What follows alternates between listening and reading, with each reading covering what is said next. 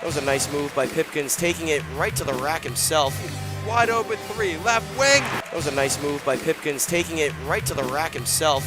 Wide open three, left wing, and it's good. Nylon, the dunk likes that, Matt. A three from the right side, and it's good! The one, Pipkins, the man, yet again. Hello and welcome to The Flex. I'm Matt St. Jean. And this is Joe Howie. And we got a relaxed edition for you. This will be coming at you Friday morning. A lot going on in the Big East, but not a lot going on for the Friars. You haven't heard from us in a while. And that's because there's been a lot of chaos with Providence's schedule, with scheduling and rescheduling and canceling and postponing. Joe, you wanna explain what we've gone through over the last week? Yeah, so the last time you heard from us, we did a preview for Xavier with Captain Xavier from Twitter. That was a fun one, but then the Xavier game got postponed due to COVID inside the Xavier program. Ironically, just a few days earlier, Travis Steele went out to a local bar packed with people and paid for drinks after beating Cincinnati. Not surprised COVID was in their program. Following that, our UConn game got canceled because, let's be honest, UConn's been secretly practicing since June, so they've been on and off for COVID forever. And that was literally hours after the Xavier game got postponed too. Back to back, the day before the Xavier game was supposed to happen. So a rough couple of hours for the Friars, and then the cherry on top is DePaul got postponed again, and DePaul has yet to play a game. So for Matt, did you tell me Dave Lato just got a contract extension? He did. If I was the athletic director at DePaul, I would rip that to shreds because you have one postponement. All right, it's COVID season. You're still getting adjusted to things. One postponement, it's realistic. You have a second postponement.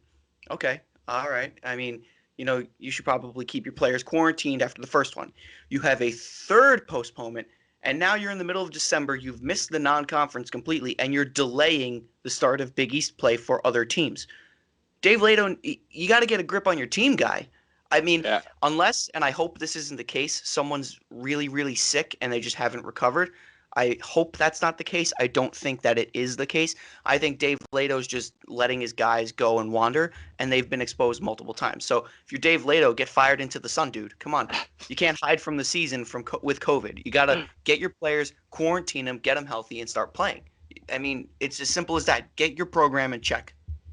Yeah, I mean, DePaul was scheduled to be the replacement game for the Friars, which would have been, while we're recording this Thursday night, would have been the replacement for the UConn game that got canceled, and they were put on pause yet again. DePaul is one of around 20 schools in the country that have yet to play a game this season that are actually participating in the season, so they aren't alone.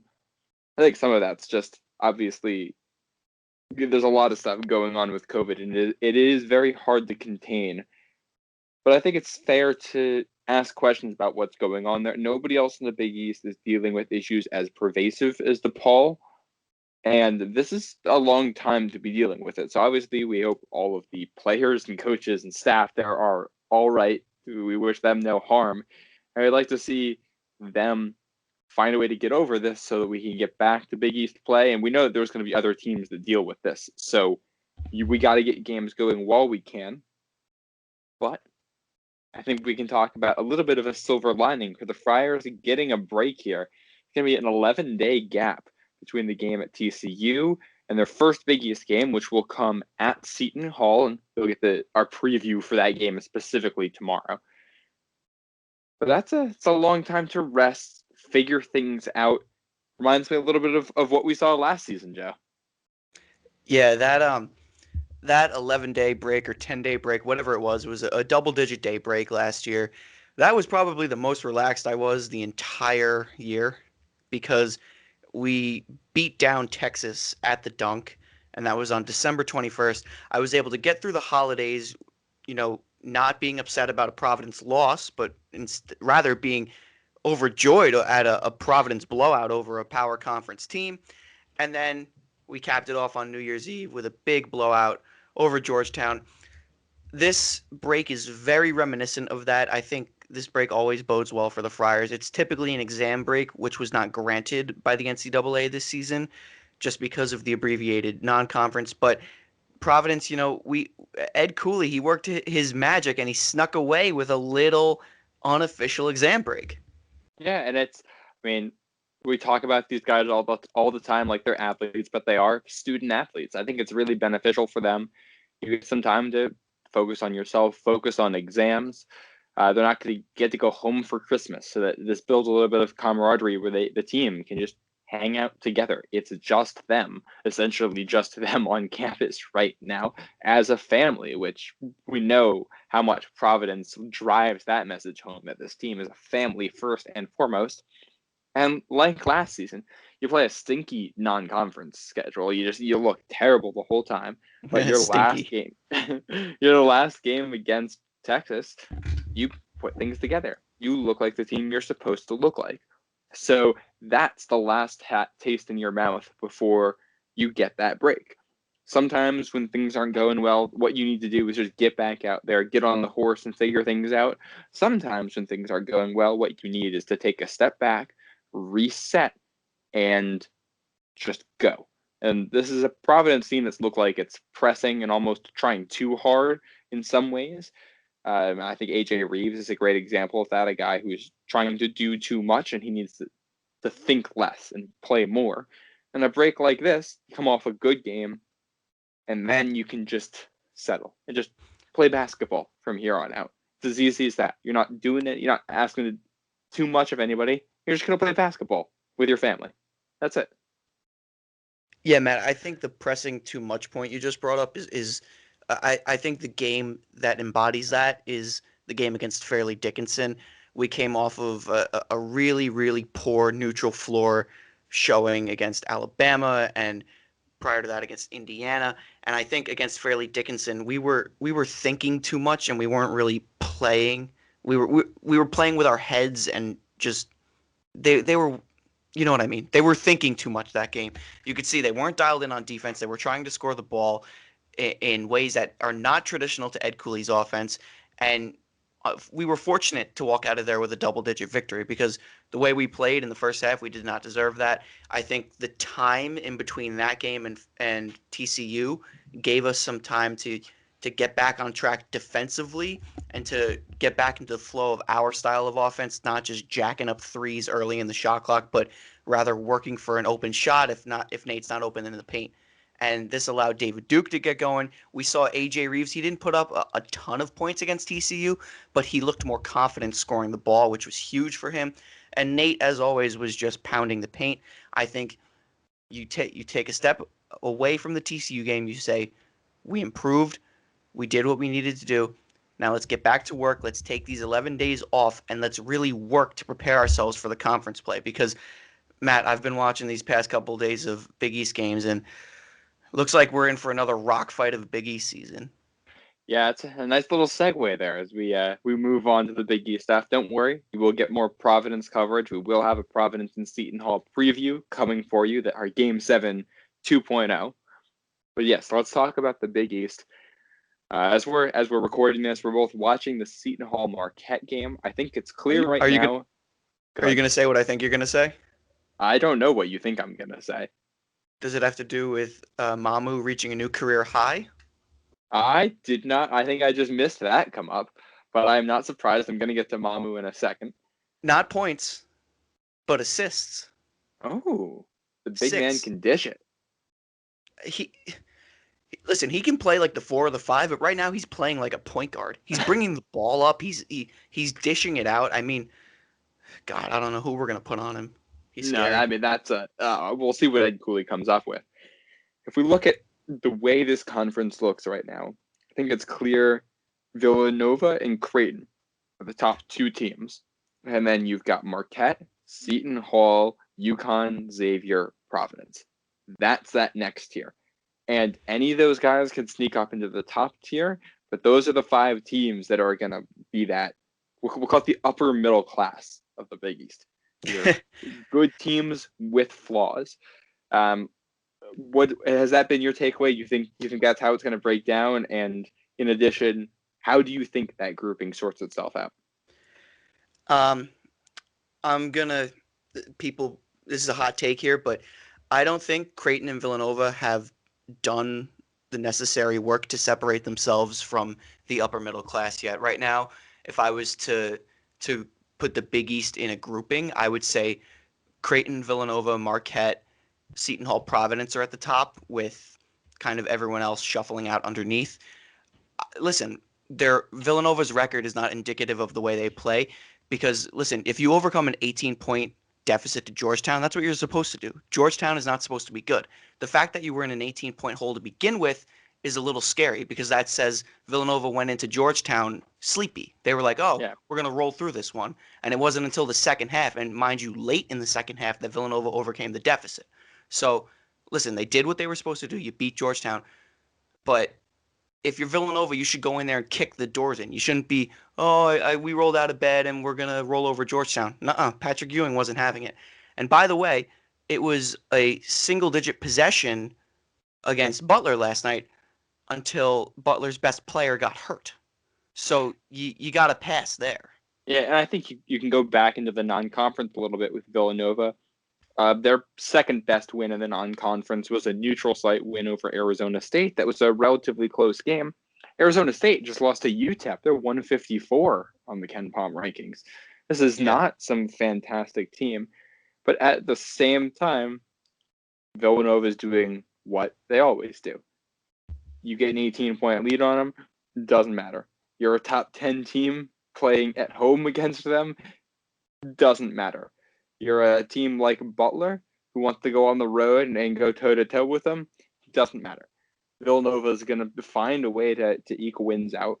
But I think the loss to Virginia Tech is not like what you typically see from the Wildcats, and I don't think this is a Villanova team that's quite as good as some of the ones in years past. But Colin Gillespie and Jeremiah Robinson Earl are both playing at an incredibly high level. Justin Moore is playing at a high level.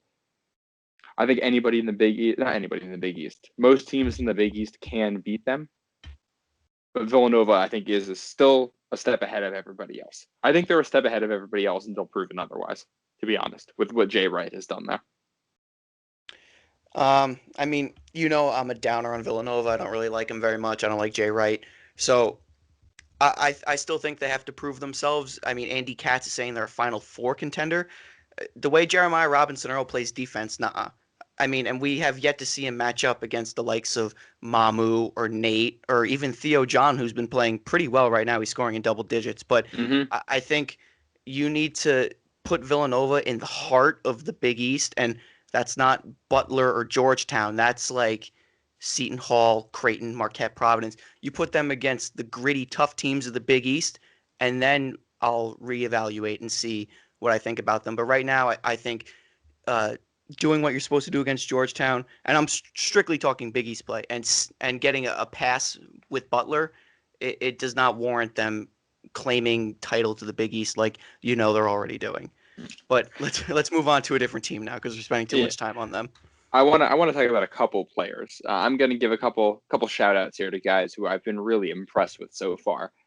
First one, we talked about him briefly before, Sandro Mamukalashvili. He's putting in a very nice resume right now for Big East Player of the Year. This is a big guy who can play Hmm. 1 through 5. He can play defense. He can shoot the ball. He can dribble. He can pass. He can score. I did not see this coming from him last season. No, I agree. I think in years past we've seen him play the 4 and play the 5 and play those two positions very well, and which is why he got Big East preseason accolades. They're trying to sneak him onto the first team, like they didn't snub him, but he was second team All Big East, and now everyone's pretending he was given the first team title. But Mhm. he was definitely snubbed not getting it, because right now he is playing. I think he could make the case for the best player in the Big East right now. He's on the court right now as the 4, but he's bringing the ball up. I mean, come on. I think we got to give some context here. The reason he's doing so much for Seton Hall is that their point guard Bryce Aiken got injured in that first game at Louisville and did not return until tonight's game against Marquette. So we don't really know what we have in him. Seton Hall with a 4-3 record at the moment, pending tonight's result. But those losses are a 1-point loss at Louisville, a loss at URI, and a neutral site loss to Oregon. None of those are bad games. I do want to shift my attention real quick to another guy, because I know we were both watching this game down at Georgetown. Qudus Wahab. When I'm talking about big men. Oh, yeah. The game he put together against St. John's. Oh, boy. We talked about him extensively in our Georgetown preseason preview, and he has fulfilled, and I'll even say exceeded our expectations. He is doing everything that he needs to do to fill the shoes of centers past at Georgetown, and hats off to him. He took the bull by the horns, man. Oh my goodness. Georgetown is not a particularly talented team, but they've Nope. looked. I think you have to be happy with the job Patrick Ewing has done coaching up this particular group of players. This is not a good team, but they compete. And I mean, that's saying a lot. I'm going to be honest. I'm not expecting a blowout over them when we play. I think it's going to be a very, very tight game. They are Georgetown.